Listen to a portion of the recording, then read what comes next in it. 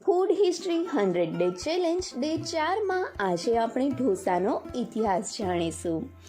ઇતિહાસકાર પી થેંકપન્નાઈ અનુસાર ઢોસાનો ઉદ્ભવ કર્ણાટકના ઉડીપી શહેરમાં થયો હતો, જ્યારે ચાલુક્ય રાજા સોમેશ્વર ત્રીજાએ 1050 એડી તમિલ સાહિત્ય માનસોલાસામાં ડોસાઈ નામથી ઢોસા વિશે લખ્યું છે.